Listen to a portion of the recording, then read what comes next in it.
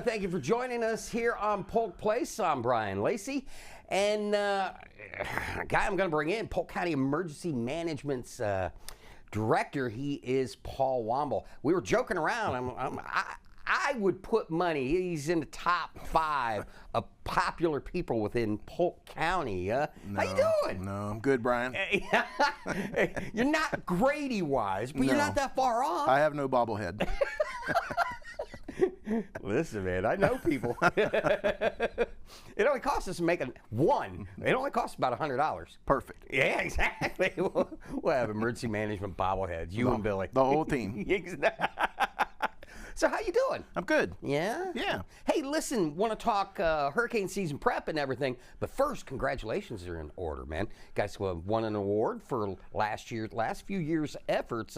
Talk a little bit about that real quick. Yeah. The division was recognized by Polk Vision and the Leadership Polk alumni for the efforts in Milton, but it's not just us. It's certainly not just me. It's the whole team. The folks that do emergency management every day, our partners, within the county. I don't even want to start naming our partners across the county. Yeah. It's the whole team. The cities, the constitutionals, the state agencies. I can't say enough about volunteer and nonprofit, faith-based. I will give a shout out to Cumbie Connections and Kay Kasser. She's the pastor there. Mm-hmm. Our partners at United Way, Freedom Tour, and One More Child. They just stepped up after Milton. Obviously, the sheriff's office and the school board. I said I wasn't naming names. Yeah. It's we can't do what we do in Polk County and to keep Polk County safe and then to respond and recover by ourselves. The government can't do it all. I remember back in the day, Governor's Hurricane Conference, we received, I don't know, back when I wore a younger man's clothes. I think it's Billy Joel, but I digress. Anyways, the speech went and there was a story of the turtle that was on the pole after the hurricane, and he didn't get there alone. And obviously, you've mentioned that you guys don't get there alone. No. And it's all part of that perfect practice makes perfect working conditions. Talk a little bit about what it takes to pull off what's happened in the last 2 years. Yeah. So emergency management's a team sport.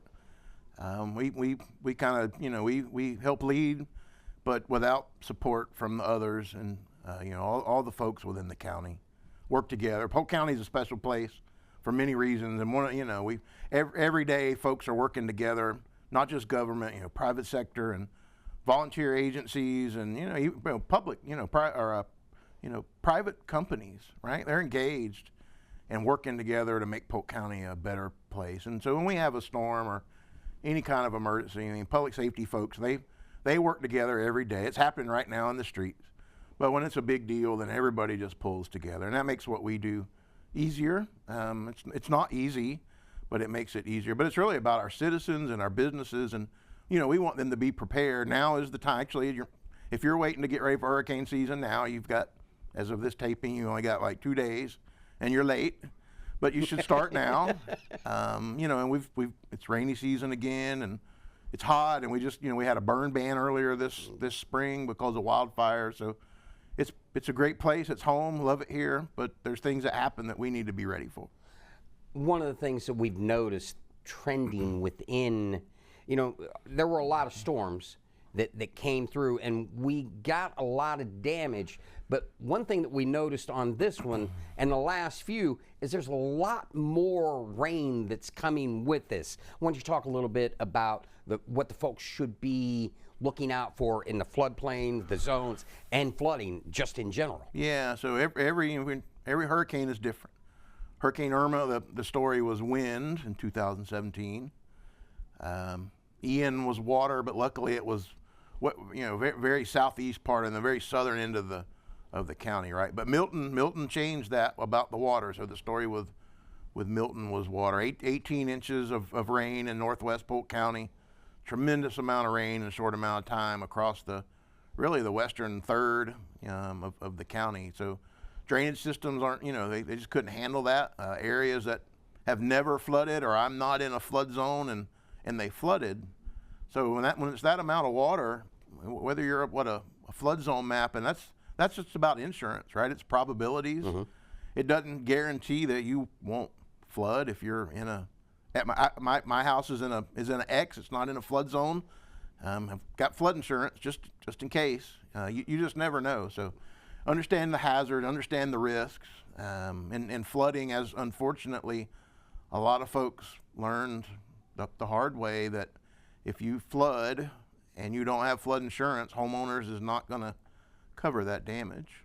One thing that we noticed in these past few hurricanes is we used to be a place that people would evacuate to, but we've had the propensity to have to evacuate. Talk about planning and making a plan and getting out, because when you're in the path of the storm, you know, it's just everything's uncertain. So talk about that planning and an exit strategy. Yeah, that's part of that preparedness, right, for a hurricane. We don't have storm surge evacuation zones in Polk County because we're inland. You see those on the coast. But our folks that live in mobile homes, or some type of a structure that's not going to survive a high wind, and you can't just say, well, it's not, I didn't flood, I don't need to go, or we hadn't had damage.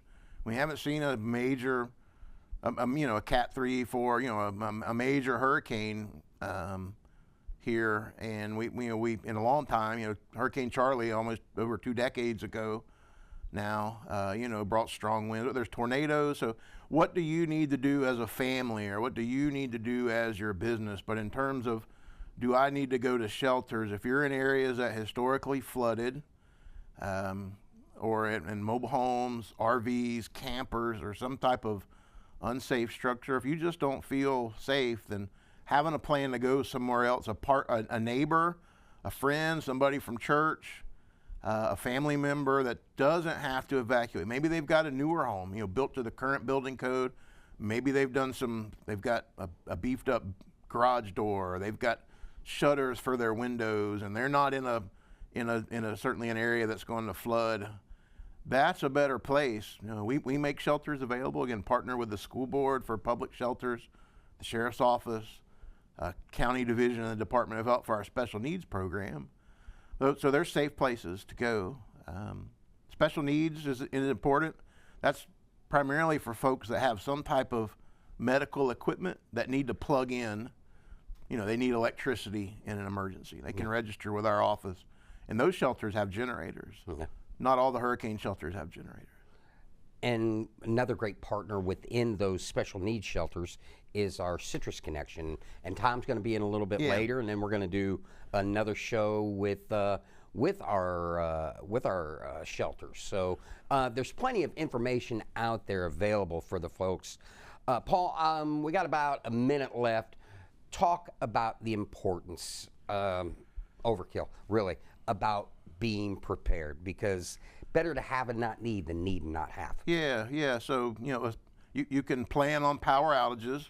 Might be one day, might be none if you're lucky. Hey, but what can't you do at home or at work if you have no power?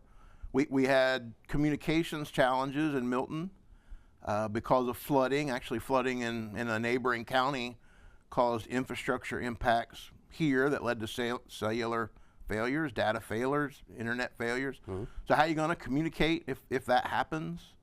How are you going to have water and food if the power's out? Especially, we saw in Milton areas and in the rural parts of Polk County still that, and maybe not so rural anymore, but they've got wells and they're on septic tanks. Well, if you don't have power, then you can't get water out of the well. And if the well's been flooded, is it safe? That water was contaminated. So have some water on hand, 1 gallon per person per day. Have a way to charge your phone, a portable battery pack. And probably the most important thing is if you have a generator, if that's your plan, you can't run it out in the house. It's got to be outside. It will kill you. The exhaust fumes are deadly. We've seen that, unfortunately, here in our past. So make sure you know how to run that generator safely. Don't wire it to the house. Plug your refrigerator in, plug your fan in directly. Make sure you have safe extension cords. If you hook it up to the house and the linemen come along and they're going to restore your power and you're powering their system, you could injure or kill that lineman. So just keep everybody safe. It's about safety is the bottom line. And I would be remiss with the new communications director, new PIOs.